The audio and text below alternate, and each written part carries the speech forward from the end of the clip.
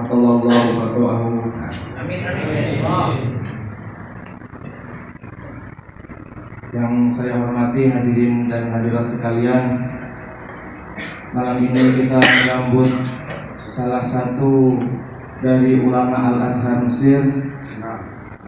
Alhamdulillah telah hadir di tengah-tengah kita salah seorang guru yang mengajari saya dan juga teman-teman kita semua di Al-Azhar, terutama dalam Al-Quran, menghafalkan Al-Quran dan membaca Al-Quran.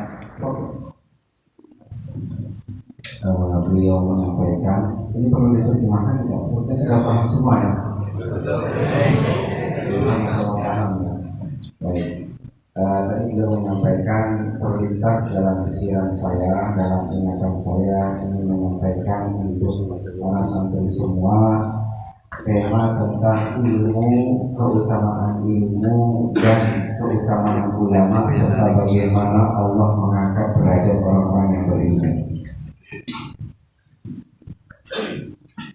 لكن لما قرأ القارئ أمامي من سورة الحجرات، akan tetapi ketika saya mendengar qari tadi membaca surat Al-Hujurat, وهي سورة الأدب، itu merupakan surat yang berbicara tentang adab dan etika.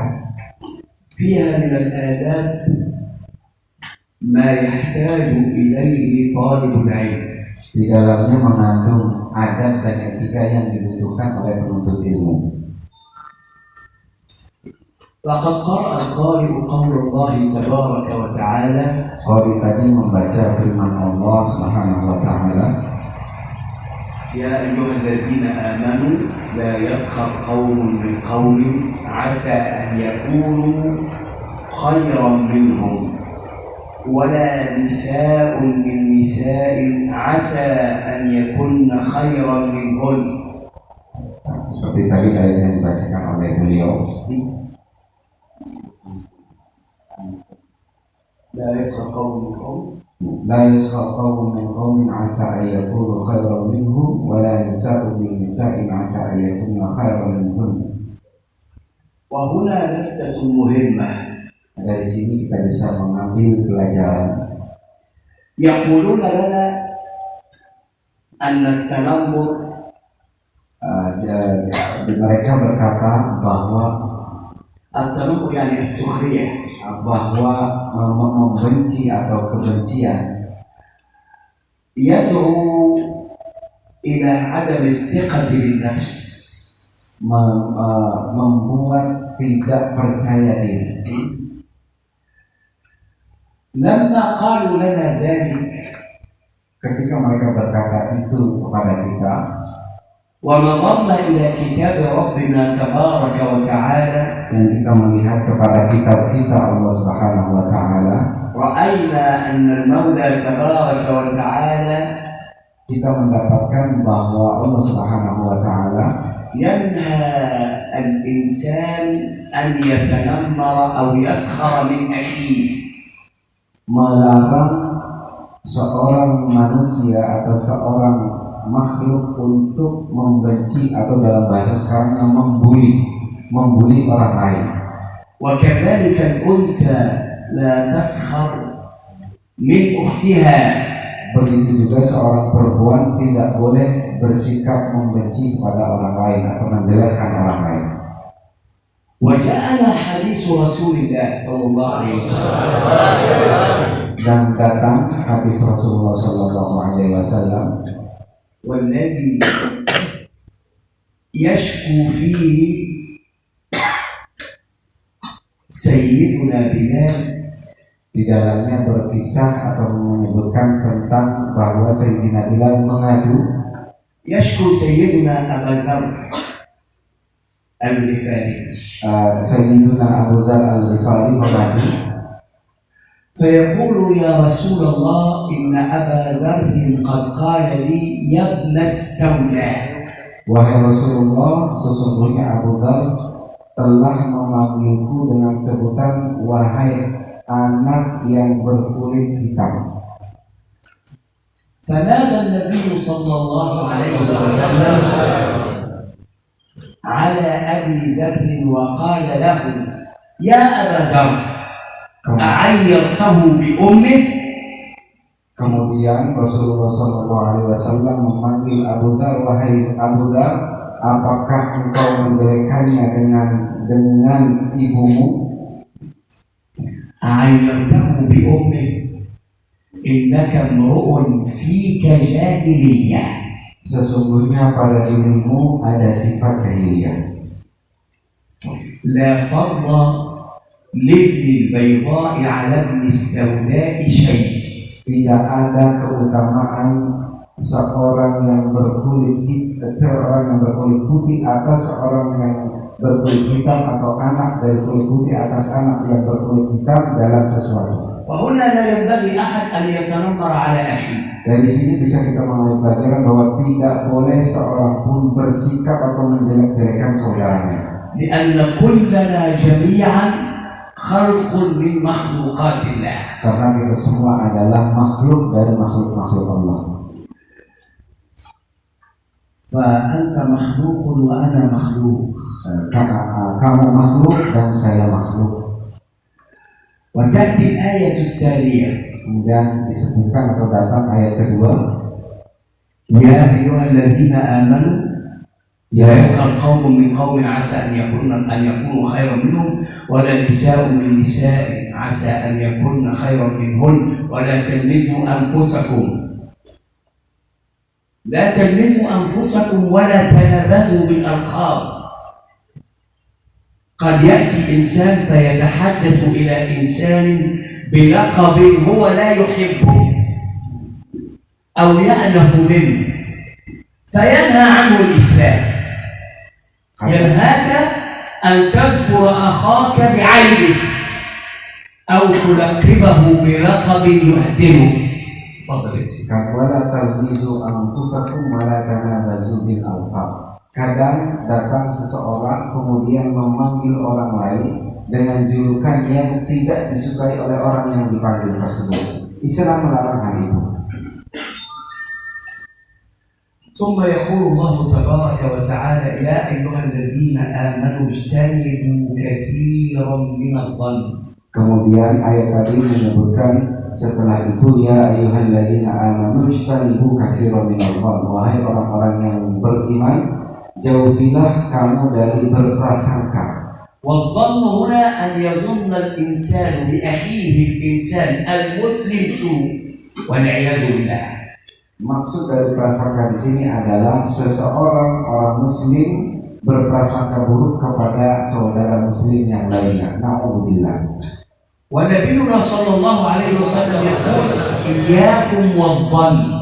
Nabi besar kita Muhammad sallallahu alaihi wasallam bersabda, jauhilah engkau dari berprasangka. فإن الظن أكذب الحديث. Karena sesungguhnya berprasangka itu adalah sedusta-dustanya perkataan. يا أيها الذين آمنوا اجتنبوا كثيرا من الظن إن بعض الظن إثم. Wahai orang-orang yang beriman, jauhilah kamu dari prasangka, karena sesungguhnya setelah prasangka itu ada dosa. ولا تجسسوا. Dan janganlah engkau tajassus, memata-matai. يعني إنسان يتجسس على أخيه الإنسان، يسأل عن أحواله ويحب أن يعرف حال هذا وحال هذا وحال هذا وحال هذا. لماذا؟ نبينا صلى الله عليه وسلم قال من حسن إسلام المرء تركه ما لا يعنيه، يعني تركه ما لا يشغله. تفضل يا سيدي. Kadang-kadang seseorang mencari-cari keadaan orang lain, bagaimana keadaannya, bagaimana kabar dia tentang ini dan itu tidak ada manfaatnya. Sebagaimana Rasulullah menyebutkan من حسن إسلام المرء di antara kebaikan seorang muslim adalah meninggalkan sesuatu yang tidak penting atau tidak ada arti baginya. ولا يغتب بعضكم بعضا. Dan janganlah di antara kalian saling menggunjing. الغيبة ما هي الغيبة؟ Apakah سئل النبي عن الغيبة apakah yang dimaksud dengan menggibah atau menggunjing? Nabi besar Muhammad SAW ditanya tentang apakah ghibah itu. سئل عن الغيبة فقال الحبيب المصطفى Lalu ذكرك أخاك بما يكره. kemudian Rasulullah menjawab, yang dimaksud dengan ghibah adalah engkau menyebutkan tentang saudaramu sesuatu yang tidak dia sukai. فقيل يا رسول الله أرأيت إن كان فيه ما أقول؟ Kemudian Rasulullah ditanya kembali, wahai Rasulullah, bagaimana pendapatmu jika apa yang dia katakan itu adalah benar ada pada orang yang dikatakan itu? فقال إن كان فيه ما تقول فقد اغتبته. Jika benar apa yang dikatakan itu ada pada orang yang sedang dibicarakan, maka sesungguhnya engkau telah menggibah. وإن لم يكن فيه ما تقول فقد بهته. Jika tidak ada kebenaran pada diri orang yang dibicarakan itu, maka sesungguhnya engkau telah berbuat fitnah. فقد بهته Berbuat fitnah itu berkata bohong. يعني إيه بهته؟ يعني ذكرته بشيء لم يكن فيه. Bahkan artinya mengucapkan atau mensifati seseorang dengan tidak ada sifat pada orang tersebut. والذي يغتاب ويتكلم في حق أخيه أو يتكلم في حق الناس Dan bagi orang yang riba terhadap hak saudaranya atau hak manusia, فإنما يأكل لحم أخيه ميتا. sesungguhnya dia seperti orang yang memakan daging saudaranya dalam keadaan mati. فمن يحب أن يأكل اللحم الميت؟ Siapa sih di antara kita yang suka memakan daging اللحم الميت لا يستصاغ orang yang sudah meninggal? ولا يؤكل. Makan daging orang yang sudah meninggal itu tidak boleh dan tidak dimakan. ثم يقول الله تبارك وتعالى يا أيها الذين آمنوا يا أيها الناس إنا خلقناكم من ذكر وأنثى Lalu وجعلناكم شعوبا وقبائل لتعارفوا. تفضل. kemudian ayat selanjutnya menyebutkan ya ayuhan nasu inna khalaqnakum min dzakarin wa untha wa ja'alnakum syu'uban wa qabaila lita'arafu. Wahai manusia, inna khalaqnakum min dzakarin wa untha, sesungguhnya kami telah menciptakan kalian dari laki-laki dan perempuan. Wa ja'alnakum syu'uban wa qabaila, dan menciptakan kalian berbangsa-bangsa dan berkabilah-kabilah, lita'arafu, agar saling mengenal antara yang satu dengan yang lain. إن أكرمكم عند الله أتقاكم. Sesungguhnya yang paling mulia di antara kalian adalah yang paling bertakwa di antara kalian. والتقوى أن يطيع الإنسان منا ربه سواء كان شابا أو رجلا أو شيخا كبيرا. Yang dimaksud orang yang bertakwa adalah orang yang taat kepada Allah, baik orang tersebut masih muda atau sudah tua, atau seorang yang sudah berusia kakek-kakek. إن أكرمكم عند الله أتقاكم إن الله عليم خبير. Sesungguhnya Allah Maha mengetahui dan Maha memantau. أنا أردت أن أقف معكم مع هذه الآيات الثلاث التي فيها الأدب كله وفيها الكمال كله. وطالب العلم لا بد وأن يحظى أولا بالأدب قبل العلم. طالب العلم لا بد وأن يكون على دراية، لا بد وأن يكون على خلق كريم.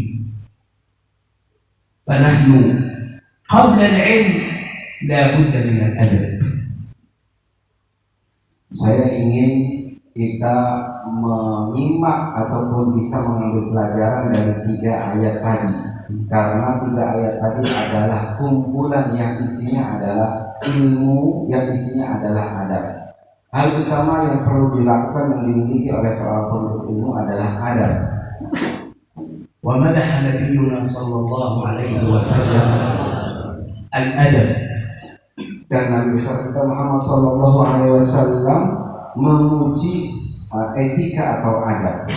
فقال أدبني ربي فأحسن تأديبي. Di mana Rasulullah bersabda, "Adabani Rabbi fa ahsana ta'dibi." Sesungguhnya Tuhanku telah mendidikku dalam hal adab, maka aku menjadi orang yang beradab. إذن فأنا أقول لكم أيها الأبناء الأعزاء. Oleh karena itu saya ingin menyampaikan kepada anak-anakku yang mulia, عندما نقف عند آيات القرآن لابد وأن نقف وقفة فيها تدبر. ketika kita membaca Al-Quran, ketika kita mengambil pelajaran dari Al-Quran, hendaklah kita bisa mengambil dengan tadabbur, فيها موعظة. yang di dalamnya ada nasihat. القرآن كله بين أمر ونهي، بين افعل ولا تفعل. Al-Quran semuanya isinya antara perintah dan larangan, antara lakukan dan tinggalkan. وهنا يؤدب طالب العلم بمدارسته لكتاب الله. Dan di sini seorang penuntut ilmu dididik dengan cara mengkaji kitab Allah وبقراءته لسنة سيدنا رسول الله. dan dengan membaca sunnah Rasulullah SAW. وإذا تأدب طالب العلم وجدنا إنسانا مثاليا ووعاء نقي إذا وضع فيه العلم أثمر. فضلا. Dan jika seorang penuntut ilmu memiliki adab, maka dia akan menjadi seorang penuntut, maka dia akan tumbuh menjadi seorang penuntut ilmu yang misali, yang ideal, dan yang naqi, yang jernih. وأخيرا أجيزكم جميعا بما أجازني به مشايخي من هذه الإجازات العلمية التي فيها من الفضل ما فيها، وفيها من العطاء ما فيها، وفيها من الخير ما فيها. فالإجازة والإسناد من الدين، ولولا الإسناد لقال من شاء ما شاء. أجزتكم قولوا قبلنا. لازم أسمع كويس. Jadi kalau beliau mengatakan ajaztukum, kita jawab bersama-sama dengan apa? Qabilna.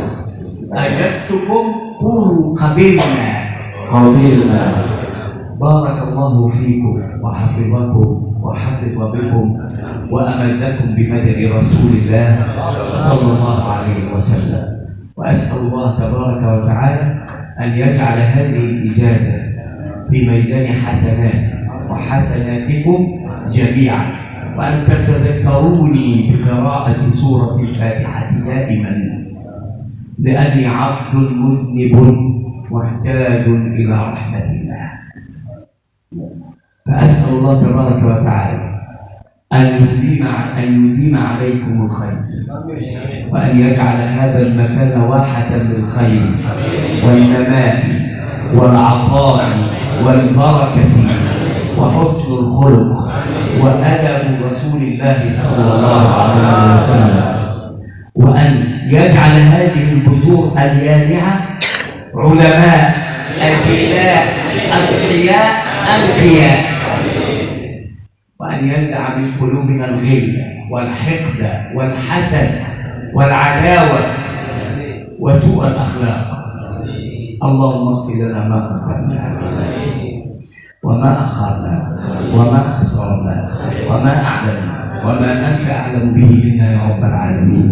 تقبل منا واقبلنا إنك على كل شيء قدير. اللهم انظر إلينا بعين الرضا اللهم وانظر إلينا بعين الرضا اللهم وانظر إلينا بعين الرضا اللهم وانظر إلينا بعين الرضا اللهم وانظر إلينا بعين الرضا اللهم أعنا على ذكرك وشكرك وحسن عبادتك اللهم أعنا على ذكرك وشكرك وحسن عبادتك اللهم أعنا على ذكرك وشكرك وحسن عبادتك اللهم ارحمنا فإنك بنا راحم ولا تعذبنا فأنت علينا قادر وارزق بنا يا مولانا فيما جرت به المقادير آمين آمين وسلام على المرسلين والحمد لله رب العالمين شكر الله لكم حسن الاستماع والسلام عليكم ورحمة الله وبركاته. Beliau tadi mengijazahkan kepada kita semua sebagaimana beliau diijazahi oleh Syekh beliau. Di sini adalah ada daftar kitab yang diijazahkan oleh beliau, ini sangat banyak ya. Beliau kenapa mengijazahkan? Karena pentingnya sanad. Kata beliau, al-isnadu minad-din laula al-isnadu laqala man syaa ma syaa. Bahwasanya isnad adalah dari bagian daripada agama. Jika tidak ada isnad, maka seseorang akan mengatakan apa yang dia ingin katakan. Jadi isnad adalah penting untuk kita miliki ketika ingin menyampaikan ilmu. Kemudian beliau berdoa dan memohon kepada kita semua agar jangan melupakan beliau untuk membaca Fatihah. Karena kata beliau, ana abdul muznib muhtajun ila rahmatillah. Saya adalah seorang hamba yang berdosa yang membutuhkan rahmat dari Allah Subhanahu wa taala. Kemudian beliau juga berdoa agar tempat ini menjadi oase ilmu bagi orang banyak. Kemudian beliau juga berdoa agar para penuntut ilmu di sini tumbuh menjadi seorang yang tumbuh dengan ilmu dan menjadi ulama. Kemudian menghilangkan dari kita perasaan saling membenci, saling iri dan dengki. Kemudian berharap agar Allah Subhanahu wa taala menerima kebaikan dari kita semua. Amin ya rabbal alamin.